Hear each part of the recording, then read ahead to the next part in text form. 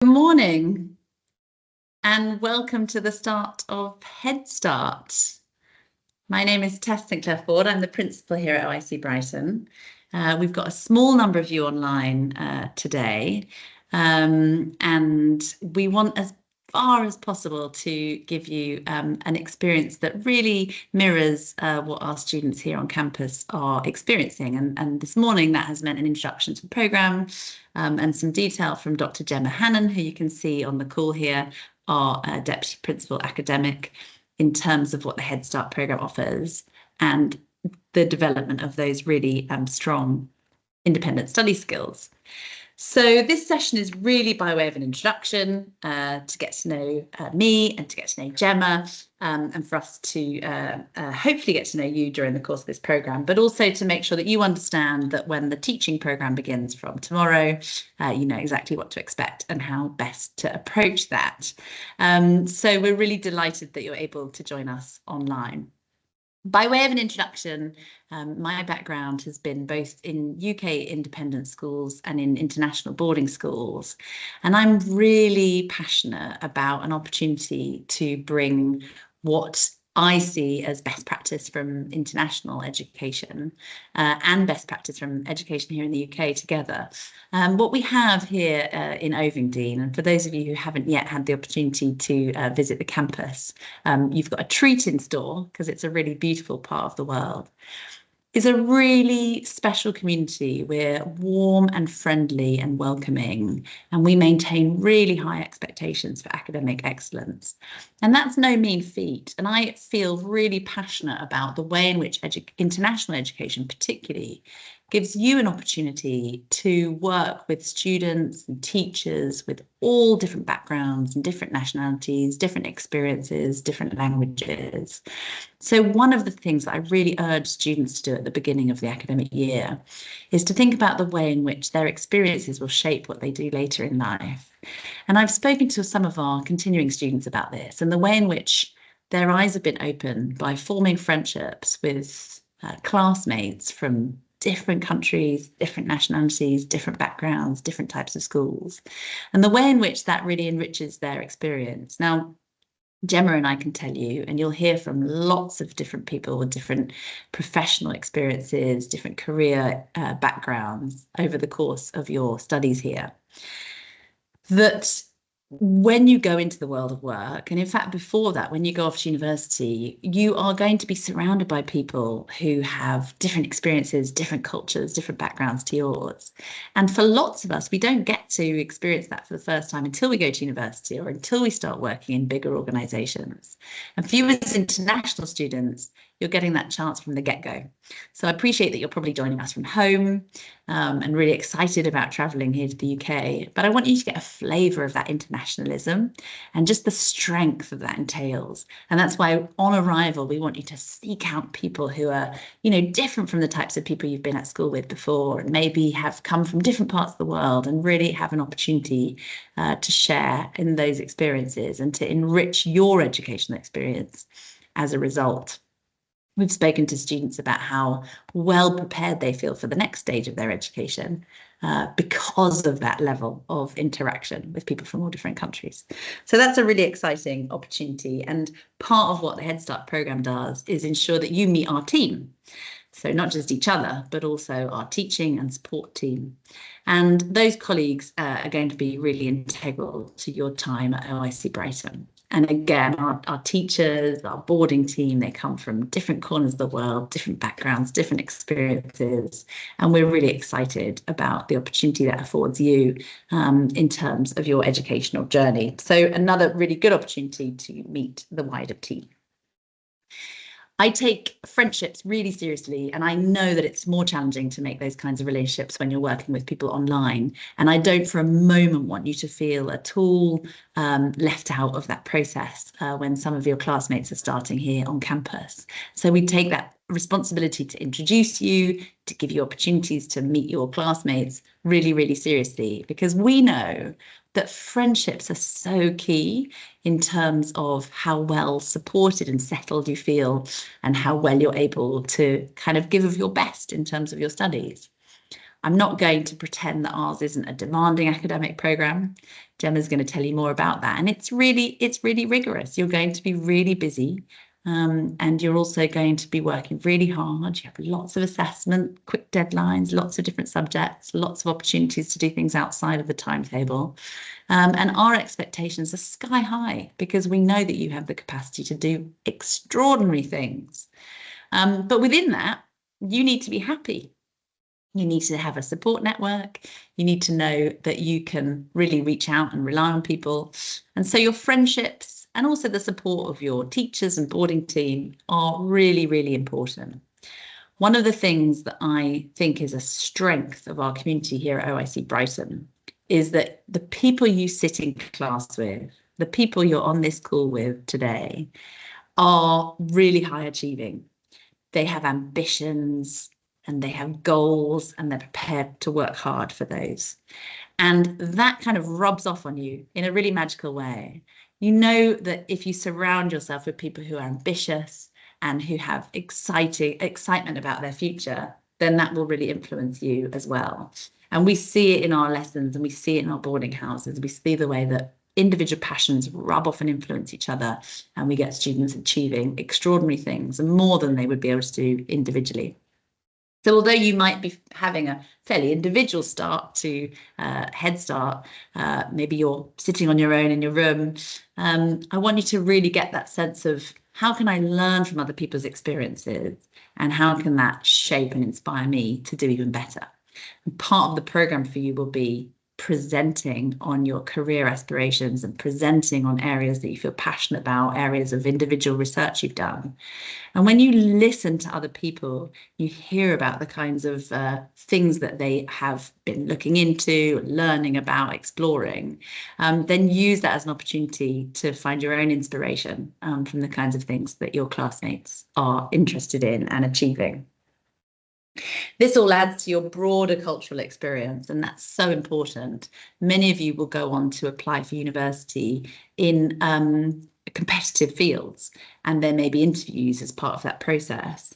And I do think that candidates for those kinds of competitive university places are strengthened by the breadth of their cultural experiences. So do you have things that you've read, that you've experienced, that you've discussed, that you've visited, that you're able to talk about? And that adds such weight to the academic conversations that you're able to have. So we always encourage our students to go really beyond the classroom in terms of their interests and have that sense like a magpie, which it may be a bird you're unfamiliar with. But we think of magpies as birds that tend to pick out treasures and shiny things for their nests. And I encourage our students to be like magpies, the conversations you have, the things you hear, the information your teachers give you, but also the books you read and the radio programs you listen to and the magazines you pick up and the conversations you have with your parents. There are opportunities in all of those things for you to gather little treasures, things that you can use and turn around and find fascinating. And it's a wonderful opportunity, not just then to be a great conversationalist, but also when you do have those interviews, when you do go through those competitive processes, when you do have to think on your feet, maybe in a debate situation or a questioning opportunity, you've got such breadth of knowledge and experience, and that will really shape and strengthen everything that you have to offer and make you stand out as a candidate when you go off to university and elsewhere. Now, all of this might sound like a lot of pressure. And I think that when you do have really high achieving classmates, you might feel that that adds additional pressure to you. Some of you have received exam results recently.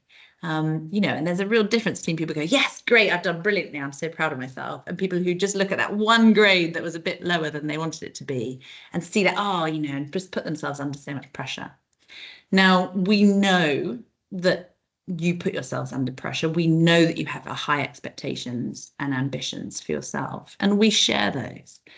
But within that, we need to really look at ways of ensuring that you are happy, that you're realistic, that you feel confident and that you feel well supported. And so we put a lot of time and effort into thinking about your well-being, into managing those expectations. So if you, or perhaps it's a parent, or perhaps it's an educational tutor, are really always pushing for better, then that's brilliant. But let's also think about ways to do that that's healthy and that is supportive and that helps you to thrive and achieve those goals rather than just make you feel concerned or under too much pressure. But that's something that I want us to be able to think about. And again, it's perhaps harder to give you that support online, but I think that that's something we really want to make sure that you feel from us in terms of expectations and pressure. We talk a lot about passion here at OIC Brighton. We're really passionate about your education. Gemma and I have our own academic passions and passions outside of the classroom that we love to share with you as our students. But we also really want to uncover those in you. So please create opportunities, not just to develop and discover those passions, but also to share them with each other. And finally, it wouldn't be a minute with me without me talking about your reading. I hope you've had an opportunity to do loads of excellent reading over the summer. I'll be honest, sometimes I speak to individual students, maybe in an interview, and they say, I'm not really a reader. And I think you've got to be a reader. There's no excuse for not being a reader. And I don't really mind what you read. It might be magazines, it might be newspapers, we might be online. We have fantastic journals and academic magazines that we subscribe to here. It might be novels, it might be nonfiction. The reason for reading is related to what I was saying about the way in which you broaden your cultural experiences, so you've got such rich things to think about and refer to. It's also related to what I was saying about well-being. It's proven to calm you, to be an opportunity for peace and reflection, and it's an extremely good habit. We've got a fantastic library here, which I'm sure you're looking forward to exploring. Books all over the boarding houses and around the campus, and opportunities for you to find really exciting reading. And our head of English, Kay, who you'll meet, is very shortly going to be inviting students to recommend books to add to that collection. I'm always happy to share the kinds of things that I've been reading over the summer, but I'll give you an example of a book that I've read recently and that we do have here in the library, and it's called The Golden Mole by Catherine Rundell, and each chapter is about an endangered animal. It's not a science book, it's not a biology book, it's a book about the wonder we feel when we look at the things in the world around us. And the more detail and the more knowledge and the more factual insight you have into things, the more extraordinary they seem. So take a chapter on the hermit crab. If I said to you, are you interested in hermit crabs? You might say, not particularly. And I probably would say the same. It's not, they're not something that I've given much thought to. I've recently read a chapter on a hermit crab and discovered extraordinary things about its social habits, the hierarchies of these crab communities, which aren't really hermits, the ways in which they use tools, the variation in their colour and in their body shape, and it's absolutely fascinating. Also, the impact of climate change on some of these hermit crab populations.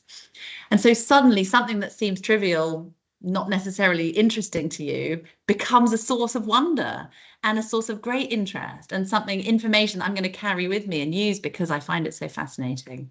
And so use Headstart as an opportunity to look for those treasures, look for those hermit crabs, things that teachers tell you, things that your classmates tell you, things that you hear, maybe just, by the by as an aside, and take it away and use that as an opportunity to develop those passions and interests. Because if you can feel wonder, if you find things fascinating, then that means you will thrive as an academic and you will have so much to give to the world as you go on in your academic journey. So you're very welcome to the start of what promises to be a really exciting programme. And I'm going to hand over now to Dr. Gemma Hannon. Thanks, Gemma. Thank you, Tess. I'm just going to share some slides and hopefully over the next 10 or so moments, we'll just give you a sense of what to expect over the next couple of weeks as you start your Headstart remotely. But even though you are not here in person with us, we do really want you to feel that you are part of the community. And I want to reassure you that there will be lots of contact time with your teachers and strategy tutors and heads of year as well.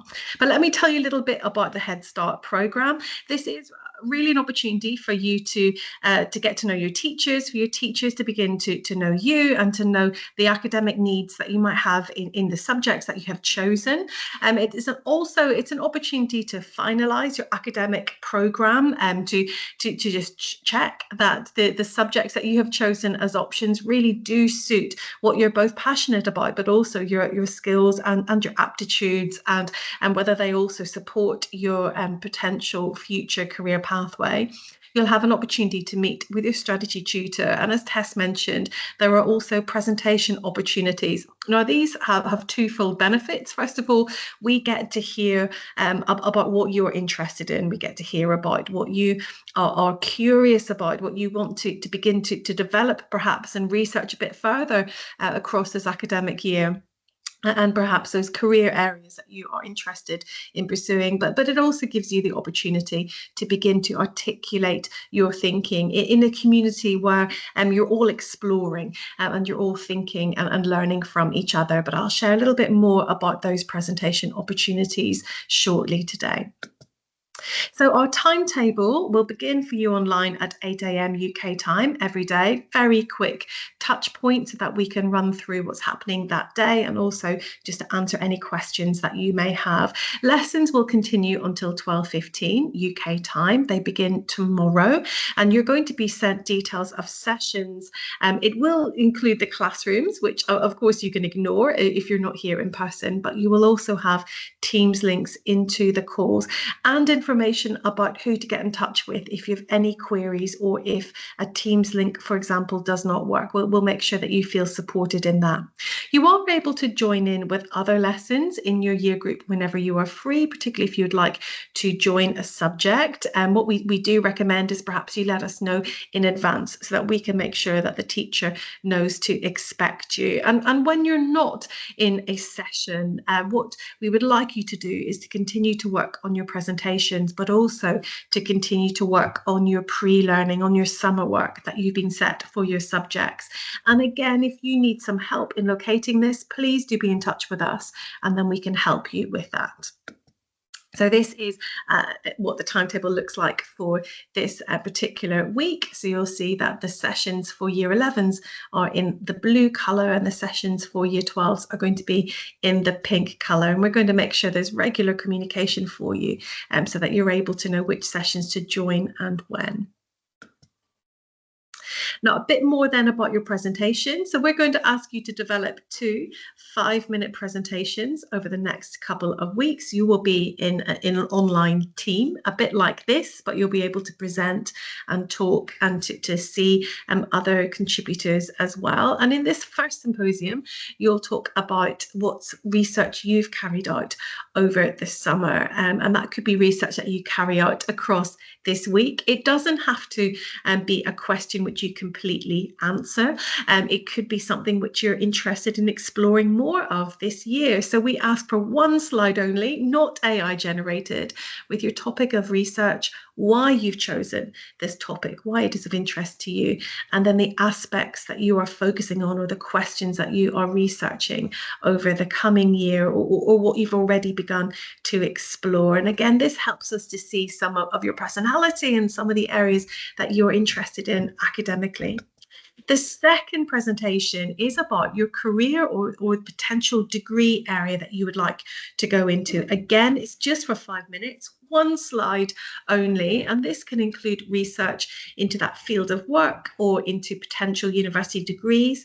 But we'd also like you to begin to think about the reading or podcasts or online courses that you would like to explore over the academic year to boost your preparation. So this really helps you to start to drill down into what these degrees or what these careers involve, and begin to find areas that you would like to pursue further as you decide and prepare for this particular career pathway. And then you'll also have the opportunity to finalise your academic programme. And if you would like to make some changes, what we'll do is put you in touch with your head of year or your strategy tutor, and then you'll be able to discuss if you'd like to make a change to your subject options ahead of courses beginning on the 2nd of September. And your journey really does start here. Tess talked this morning about how important it is to look around you, to begin to notice what's around you, because actually your ideas about your career or your pathway or what you're most interested in, they can change and develop the more experiences that you have and the more people that you talk to. And when you're part and in the campus of OICB, you'll be able to do that more easily in person. But during the Headstart course, there is also this opportunity to start to develop along your own individual pathway.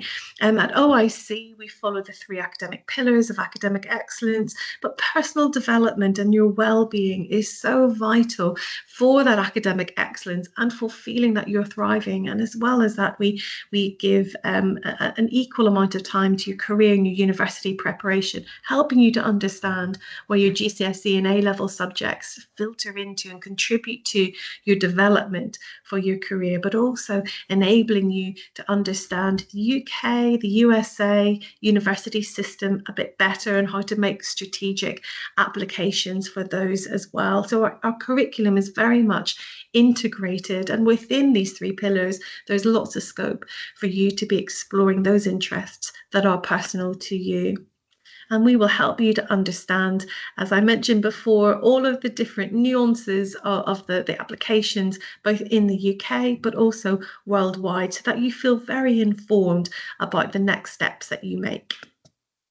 If you're joining us in Year 12, this is the journey that you will be on starting in September 2024 and the start of those A-level courses all the way through to your applications, which our Year 13s are already returning this week to complete ahead of their that they're sending those applications to UCAS, to the university colleges applications for October for early entry, and then they will start to receive their offers within a matter of months, and we're hugely excited that we have our students embarking on their journey, but that will be you very soon, and you will use this year in Year 12 to prepare for those applications, and those of you in Year 11 will also use this year to begin to think about what your A-level programme might look like as well, and before you head off to university from September or October 2027.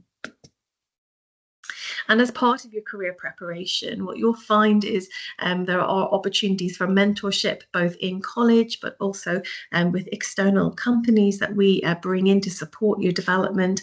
You have opportunities to take on board the project qualification, as well as enrichment trips and support with work placements when you join us in the UK. And that's alongside our general university preparation curriculum, which takes place largely on a Thursday. But as you move into Year 13, you'll also find that preparation takes place at other key points in the year as well. If you're joining us in Year 11, you'll be familiar with the subjects. We will help you to be able to access your timetable via Student Portal, and you will have chosen 3 options alongside your core of English, mathematics, chemistry, physics, and biology. And if you wish to take Mandarin or Russian, or you are fluent in another language such as German, Spanish, French, and Italian, we can also look to develop that within your program as well. They require fewer lessons if you are fluent, and you will all be undertaking PE, life skills, which is part of our program to develop you holistically, and includes things like relationships and finance. And some of you will be on an academic English pathway, and when you join us, you will be able to discuss whether or not you take global perspectives or project qualification in Year 11. But what we find with the 1-year course is actually project qualification and global perspectives tends to be something that students leave into the A-level years, so that you're able to focus on your GCSEs as well as your wider super curriculum programme. If you are joining us in Year 12, you will have chosen 3 or 4 options at A-level. Again, you also have the option to take a language as well on fewer lessons a week. And then you also have PE and life skills and IELTS if you do not have an English GCSE with a spoken component. But Kay will already be in touch with you about that, and will find the best English programme for you. Additionally, in Year 12, you've got the option of taking making, project qualification, and global perspectives across the 2 years. And those courses will only begin once you are with us in September, and that those courses will begin for you. They don't begin during the Head Start course. This morning, I spoke to our students about the regular assessments that we have taking place in Brighton. And these are to help you to see both your progress, but also to strategize your next steps. We call them SCITs, standardized cumulative interval testing, because they return to material quite regularly across the academic year, and they all take place on a Saturday morning, and those will be starting in mid-September for both year 11 and year 12 students. Additionally, we have midterm, end of term and mock assessments, all of which are to help you to build up confidence in timed conditions, so that you can really begin to hone your examination technique and be able to answer those questions under timed conditions. And then from those have conversations with your strategy tutor about your next steps in your learning. You'll receive numerical scores and grades, but most importantly, a short comment which enables you to know what you need to work on next to be able to develop those marginal gains and make improvements. And with your strategy tutor, you'll be able to discuss that data. It gets published to your parents, and then you also have a full report a couple of times a year. But the real value of a program at OICB is the conversations that take place about your learning, about what's going well, and about the areas that you need to focus on next. And all of this will help you feel that you're able to make these strategic decisions about how you're studying and about the subjects that you're taking. And you'll find that relationship with your strategy tutor is really key in helping you to do that. Your strategy tutor will also help you to organise your study time. And in year 11 and in year 12, we do expect that you will be studying for a good amount of time independently. Some of that might be preparation or pre-learning for a lesson. Sometimes you might be working through exam-style questions. At other points, you may be reviewing your notes after a lesson or revising. And we do recommend 3 hours per subject for year 11 and 6 hours per subject for year 12.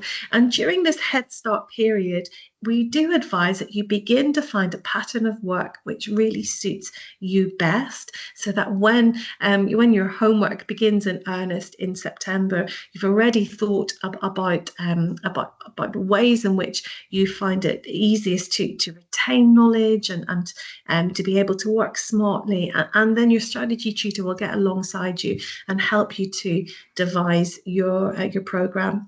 This morning, with our students who are with us on site, we thought a little bit about how to build some top study habits, and I impressed upon them just how valuable Head Start is for trying out these habits and keeping an eye on deadlines. And when for example, your teachers during Head Start, they might ask you to be looking ahead, or you definitely all have got some summer work. Keeping an eye on those deadlines and being able to plan in your study time is a really important habit to get into before your courses begin in September. When you're then working on your GCSE and ASs and you're taking assessments, by noting down what's going well, so that you can aim to repeat these in future assessments, by focusing in on the target areas that your teachers have suggested, so that you can make marginal gains with each assessment. Each of these will enable you to feel in control of your learning and help you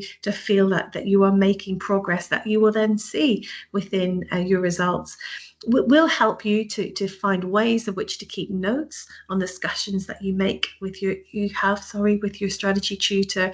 And then, of course, slipping into very good habits of sleep is really important, and your strategy tutor and boarding teams will be able to get alongside you. But having this strategy from the beginning and being really intentional with your study is helpful. What we encourage our students to do as well is to have online courses, MOOCs, that they are working on each week. This is particularly important in year 12 because you want to be building up a body of learning that you've self-directed, which you can refer to both in personal statements but also in interviews. But year 11, we encourage you to do that as well.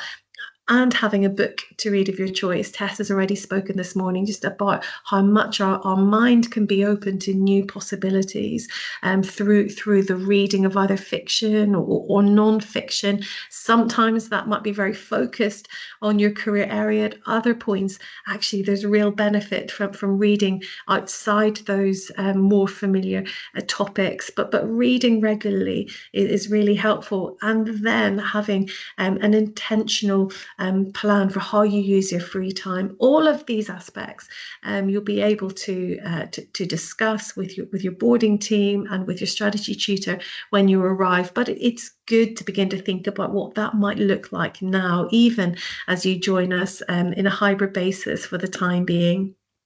Ultimately, you're seeking to find a study pattern that works for you, and that will be a lot of trial and error across this next academic year. But beginning to think now about what that might look like before your courses start in September can be really beneficial. And then finally, begin to visualize your future. This morning, when I was speaking to our students who are here on campus with us at the moment, I talked about how we can have a long-term vision of what our future might be. That might be our degree area, or that might be our career pathway. That can help provide motivation when we're sitting down and we're studying in the evening or in the weekends. But it can also be having short-term milestones to help you along your way. It might be an essay competition or an Olympiad that you are preparing for. These experiences, which take you outside of your GCSE or your A-level studies, can really help to motivate you by giving you a glimpse of what things might be like in the future whenever you're at university or whenever you're in a career. And finally, research and learn from others who are slightly ahead of you in the journey. You'll be able to get alongside students who are in the year above. So we have year 12 students and year 13 students really keen to share with you some of their top tips from last academic year. But you'll also have the opportunity to meet people who are currently at university or who have recently left university, or those who are already in their career, either those new in careers or very often we bring in people who are quite established within a career. Listening to their experiences, their career journeys can also really help you to visualize what your own future might look like. And that can help provide inspiration and motivation over the next couple of years as you learn more about yourself and as you study.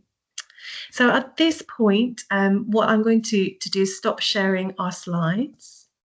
I'm going to remind you that today we're going to send through to you the timetable again so that you can have a look at when the different sessions are. We'll send through to you an indication of groups, where there are perhaps some options of different groups to join, and we'll also send through to you the Teams link calls as well so that you're able to see and click on the link which takes you into the lesson that is taking place. Those lessons will often have students who are in the classroom at the same time, and sometimes they may just be the teacher who is presenting to you. But what we're going to ask you to do is to switch on your camera so that you feel that you can be really engaged in that lesson as well. We'll make sure you've got contact details so that you know who to be in touch with if you've either got any difficulties in joining a call or if you've got any queries. And your head of year and strategy tutors will also begin to be in touch. And what they will do is set up some calls with you as well. And again, that will help you to see how and to be able to share how you're feeling about your studies and your academic program, but also to answer any queries that you might have as well. We are really looking forward to seeing you online for the next a little while, but then in person when you're able to join us on campus. But in the meantime, do be in touch if you've got any queries, and then either myself or one of the team will be back in touch with you as soon as we are able to. So that is the end of the introduction for today. We look forward to seeing you at 8 a.m. UK time tomorrow. And in the meantime, I hope you enjoy looking through the information that we send through to you today about the Headstart course. Okay, see you soon. Bye-bye.